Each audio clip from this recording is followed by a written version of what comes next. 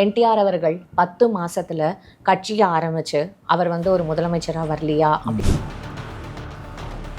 ஆந்திராவில் காங்கிரஸ் தான் பெரும்பான்மையான அதிகாரத்தை வச்சிருந்தது. அதிகாரம் இருந்தால்தான் நாம இந்த சினிமா ஃபீல்டில் நிற்க முடியும். அதுக்கு வரலாறு இருக்கு. அப்போ விஜய் அவர்களுக்கு என்ன இப்போ நெசசிட்டி இருக்குன்னு சொல்லிட்டு அவர் இப்போ இந்த அரசியலுக்கு வரணும். அதிமுக ஏன் உருவாச்சு தெரியுமா உங்களுக்கு? அதிமுக திமுக ஏன் உடஞ்சது தெரியுமா? யாருக்கும் தெரியாம எல்லாம் மந்திரி ஆயிடுவான், முதலமைச்சர் ஆயிடுவான், நம்ம நிலைமை தெருவில் வந்துருமேன்னு ஆதவரிச்சு என்ன பண்ணாரு, கொஞ்சம் பொட்டி அவுத்திருக்காரு. இந்த மே 4 இருக்கு. உண்மையாவே முடிஞ்சதுக்கு அப்புறமும் வந்து களம் யாருக்கு சொந்தம் சொல்லிட்டு டெய்லியுமே ஒரு டிபேட் போய்கிட்டே தான் இருக்கு. 2வதா 3வதாங்கிறது தான் பிரச்சனை சார். என்ன சார் 2வதா 3வதா அப்படின்னு? ஆமா, 2வது விஜய் வராரா இல்ல? இந்த செய்தியுமே சொல்லலாம். ஈழத்தில் நடந்த கண்ணீர் காவியங்களை இந்த பயிலுவா கருணாநிதி குடும்பம்லாம் சொல்லவே இல்லை. இப்போ அதே நிலைமை தான். ஊடகங்கள் பூரா யார் கட்டுப்பாட்டில் இருக்கு? ஆல்ரெடி உதய் அவர்கள் வந்து லண்டனுக்கு போயிட்டாரு வெக்கேஷனுக்கு. இவர் வந்து சிஎம் அவர்கள் இதுக்கு போயிட்டாரு, கொடைக்கானலுக்கு. சபரீஷன் தப்பி ஓடிடுவாரு. கருவாடு வீணாகாது. திமுக ஜெயிச்சிடுச்சுன்னா அவங்களுக்கு அகைன்ஸ்டா எந்தெந்த யூடியூப் செக் பண்ணிக்கிட்டே இருக்காங்க. பல சபரீஷன்கள் என்னுடைய வாழ்நாள பார்த்துருக்கு. சபரீஷனை பத்தி சபரீஷனுக்கே தெரியாத பல ரகசியங்கள் எனக்கு தெரியும். அந்த பெண் பத்திரிகையாளரும் சபரீஷனும் கிழக்கு கடற்கரை சாலையில் சந்திக்கிறார்கள். சபரீஷனை வைத்து திமுகவையே உளவு பார்த்தவர் ஜெயலலிதா. 1000 கோடி வட்டியோடு சேர்த்து எடப்பாடிக்கு நீங்க கொடுத்தே ஆகணும். அண்ணாநகர் ரமேஷ் மனைவி, அது பாவம், அது விஷம் கொடுத்து அப்படியே அவர்களுடைய உயிர் பறிக்கப்பட்டு சவக்கடங்கில் படுத்திருந்ததை இந்த நாடு மறந்து விடாது. G2 பாலாவுக்கு வரும் என்பதை நான் இப்போ நினைவுபடுத்த விரும்புகிறேன்.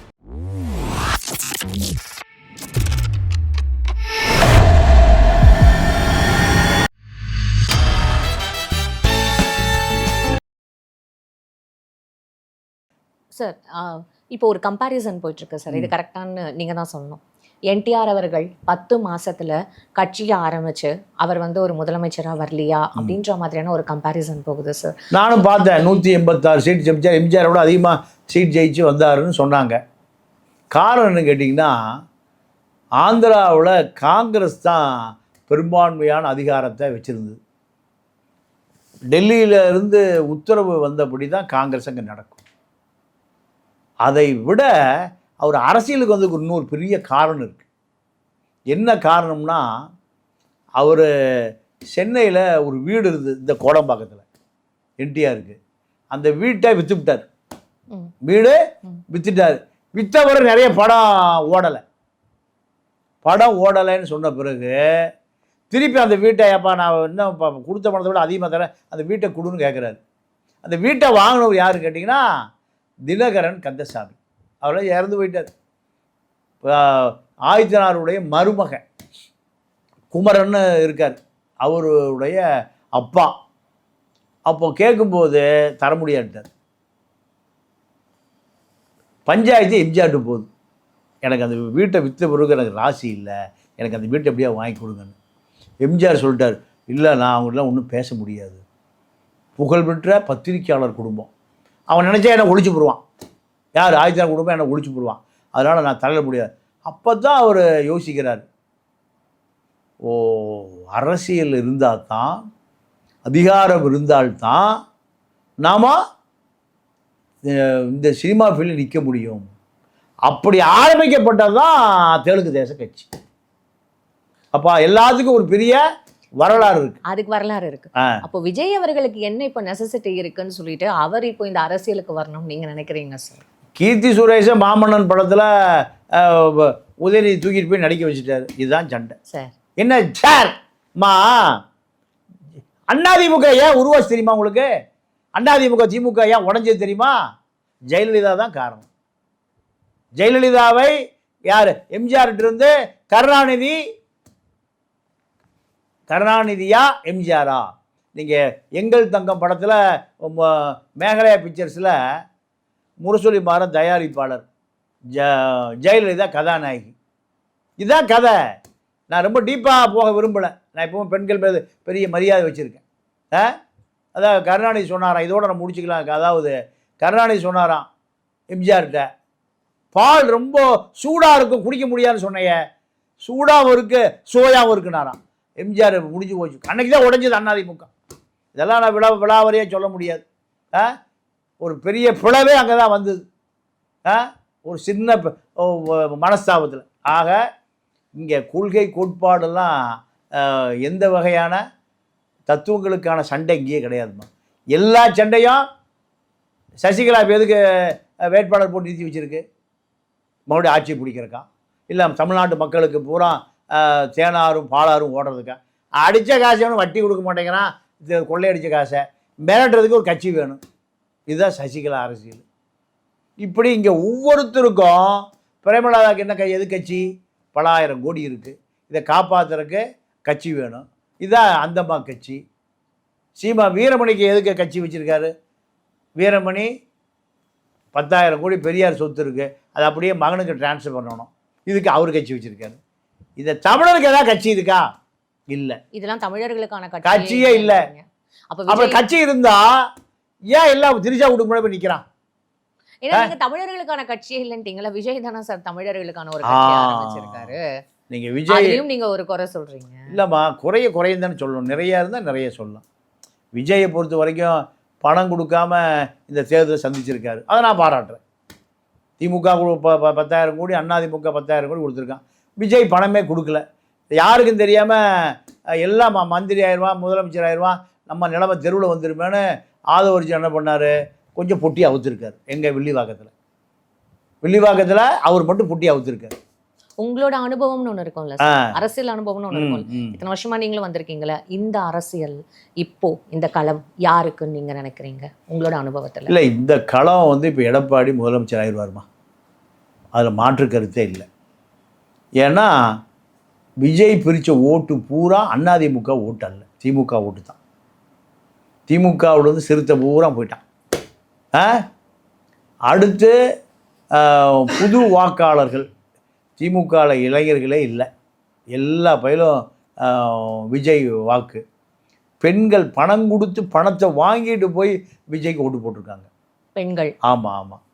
ரெண்டாவது வன்னிய இளைஞர்களும் எல்லாம் விஜய்க்கு ஓட்டு போட்டான்.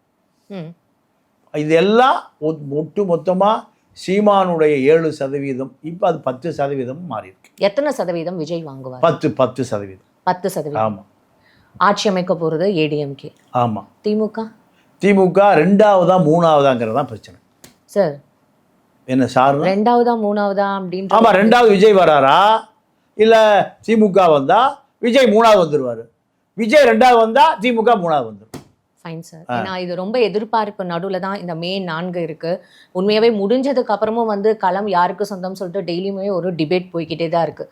விஜய் பற்றின அரசியல் மட்டும்தான் இங்கே பேசப்படுது. அதனால தான் இந்த கேள்வி. இல்லை, இதே திட்டமிட்டு ஆதவர்ஜினா பல கோடி செலவு பண்ணுறாரு.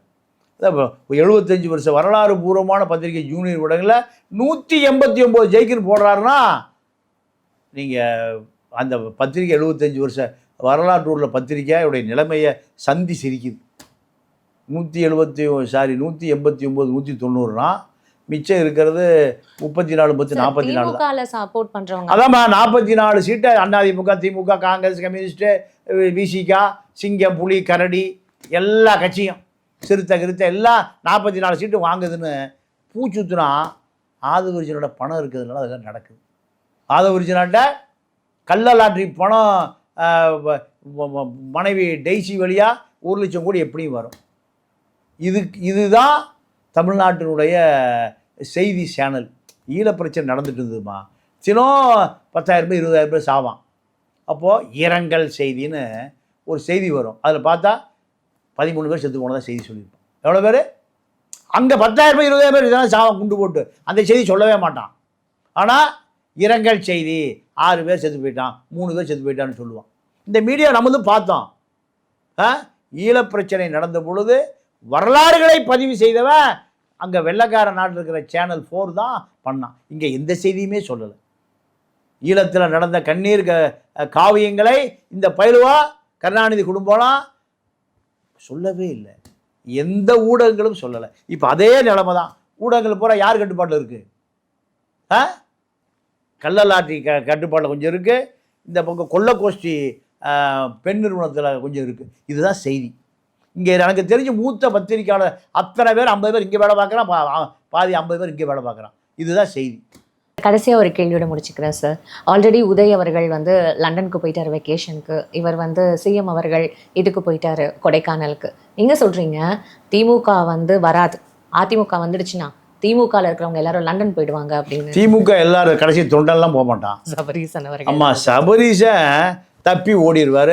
பெண் நிறுவனத்தைய அப்படியே விட்டுட்டு போயிடுவார். திமுக ஜெயிச்சிடுச்சுன்னா நீங்க என்ன ஆவீங்கன்னு யோசிச்சு பாத்தீங்களா? திமுக ஜெயிச்சிடுச்சுன்னா நீங்க என்ன ஆவீங்கன்னு கொஞ்சம் யோசிச்சு பாத்தீங்களா? நான் அத்தைக்கு மீசை முளைக்காதுன்னு எனக்கு தெரியும். அத்தைக்கு மாமா தான் மீசை வச்சிருப்பார், முரட்டு மீசை வச்சிருப்பார். அத்தைக்கு எந்த காலத்திலையும் மீசையே முளைக்காது, கருவாடு மீனாகாது. திமுக ஜெயிச்சிடுச்சுன்னா அவங்களுக்கு அகைன்ஸ்டா எந்தெந்த யூடியூப் செக் பண்ணிக்கிட்டே இருக்காங்க. அதாவது இந்த செக்கிங் எல்லாம் நான் பாண்டியன் சார் தான் ஹிட் லிஸ்ட். ஈழ அரசியலை பார்த்தவன், ஆயுதங்களோடு 40 ஆண்டு காலம் வாழ்ந்தவர்களோடு நானும் வாழ்ந்தவன். இந்த பாச்சா, இந்த பூனை, இதெல்லாம் பல சபரீசங்கள் என்னுடைய வாழ்நாளில் பார்த்துருக்கு. சபரீசனை பற்றி சபரீசனுக்கே தெரியாத பல ரகசியங்கள் எனக்கு தெரியும். ஒன்றை மட்டும் அவுத்து விடுறேன். நீங்கள் அதிமுக ஆட்சி, இது யாருமே சொல்லாத செய்தி. அதிமுக ஆட்சியில் திமுகவினுடைய பட்டியல் வேணும். யார் எம்பி கேண்டிடேட், யார் எம்எல்ஏ கேண்டிடேட், இந்த பட்டியல் வேணும். எம்பி எலெக்ஷன் நடக்குது தனியாக, எம்எல்ஏ எலெக்ஷன் தனியாக நடக்குது. அப்போது ஒரு பெண் பத்திரிகையாளரை பழக விடுறாங்க. போலீஸ் துறையே பழக விடுது. போலீஸ் துறையை ராமானுஜமே பழகி விடுறாரு. எல்லாத்தையும் போட்டு உடைச்சிடும். சரியா? அந்த பெண் பத்திரிகையாளரும் சபரீசனும் கிழக்கு கடற்கரை சாலையில் சந்திக்கிறார்கள். சந்தித்ததனுடைய விளைவு அந்த பட்டியல் அப்படியே ஜெயலலிதா கைக்கு போச்சு. யார் வழியா? அந்த பெண் சபரீசனுக்கு திமுகவில் அந்த லிஸ்ட்டை வாங்க முடியுமில்ல? மாப்பிள்ளை கேட்டாரா கொடுக்காம இருப்பாங்களா? அறிவாலயத்தில் இருக்கிற அத்தனை பேரும் கொடுத்துருவான். இந்த பட்டியல் அந்த பெண் பத்திரிகையாளர், இப்போ பெண் பத்திரிகை இப்போ தமிழ்நாட்டில் அந்த அம்மா பம்பாயில் ஒரு பத்திரிகை வேலைக்கு சேர்ந்துருச்சு. அந்த அம்மா சிகரெட்டெல்லாம் குடிக்கும். இதுதான் அடையாளம். அப்போது இந்த அம்மா மூலம் நேராக ராமானுஜன் அப்போ டிஜிபி அவர்கிட்ட போய் ஜெயலலிதா கைக்கு போச்சு. இப்படி சபரீசனை வைத்து திமுகவையே உளவு பார்த்தவர் ஜெயலலிதா. அப்போ இவருடைய அரசியல் ஆளுமை, புலனாய்வு திறமை, புட்டு அம்மானுடைய வாரிசு, இதெல்லாம் ஒன்றும் இல்லைம்மா. ஏதோ மாமனார் சிஎம், மருமகன் ஆடினார் 5 வருஷம் ஆடினார். இப்போ அவருக்கு கொள்கை, கோட்பாடு, லட்சியம், அம்பேத்கர், பெரியார் ஒன்றும் தெரியாது. விஷன் 200 கொள்கை வச்சிருக்கோம், டேட்டா வச்சிருக்கோம், ஸ்ட்ராட்டஜி வச்சிருக்கோம். பணத்தை கொடுத்தா ஓட்டு போட்டுருவான். இதெல்லாம் முடிவுக்கு வந்து விட்டது. ஐயா சபரீசன் லண்டன்லேயே நிரந்தரமாக வாழணும். நீங்கள் அதிமுக ஆட்சி வந்த பிறகு அதிமுக ஆட்சியில் ஊழல் அதிக அமைச்சர்களை சிறையில் போடுறேன்னு சொல்லி மிரட்டி துபாயில் வச்சு எடப்பாடி 10,000 கோடி ரூபா கொடுத்து காம்ப்ரமைஸ் பண்ணார். 5 ஆண்டு கால திமுக ஆட்சியில் ஒரு அதிமுக அமைச்சர் வீட்டு பக்கம் கூட போலீஸ் போல. இதுக்கு காரணம் 10,000 கோடி. இப்போ பல ஆயிரம் கோடி வட்டியோடு சேர்த்து எடப்பாடிக்கு நீங்கள் கொடுத்தே ஆகணும். இல்லை என்றால் அண்ணாநகர் ரமேஷ் மனைவி, அது பாவம், அது அண்ணாநகர் ரமேஷ் மனைவி, அண்ணாநகர் ரமேஷ் 2 பெண் குழந்தைகள் எல்லாம் அந்த காட்சி இன்னும் கண்ணுக்குள்ள விஷம் கொடுத்து அப்படியே அவர்களுடைய உயிர் பறிக்கப்பட்டு சவக்கடங்கில் படுத்திருந்ததை இந்த நாடு மறந்து விடாது. இதே நிலை G2 பாலாவுக்கு வரும் என்பதை நான் இப்போ நினைவுபடுத்த விரும்புகிறேன். 5 லட்சம் கோடி அவருடைய சொத்து மதிப்பு. எங்கே பார்த்தாலும் G2 பாசியத்தை விட பெரிய பட்டியல் G2 தான். அத்தனை பாவங்கள். GeM Veeramani, GeM granites Veeramani சொத்தெல்லாம் அபகரிக்கப்பட்டது. பல பேருடைய சொத்துக்கள் அபகரிக்கப்பட்டது. ஏன் அதிகாரம் கூட்டிருக்கு மாம முதலமைச்சர். சசிகலாவை விட ஆடிய ஆட்டம் எங்கே, பாடிய பாட்டம் எங்கே? கூடு விட்டு ஆவி போனால் கூடவே வருவதென்ன? சசிகலா தெருவில் அனாதையா தெரியுது. இப்போ அதே போலதான் வேட்டி கட்டிய பேண்ட் போட்ட சசிகலா தான் சபரீசன். சபரீசனுடைய நிலைமையும் சசிகலாவுடைய நிலைமையும் வேறு வேறல்ல, ஒன்றாகத்தான் இருக்கு. இதை நீங்கள் 4ஆம் தேதிக்கு பின்னால் பார்ப்பீர்கள். இவ்வளோ நேரம் அழகாக எங்களுக்கு எல்லாமே எக்ஸ்பிளைன் பண்ணீங்க சார். ரொம்ப நன்றி. நன்றி, வணக்கம்.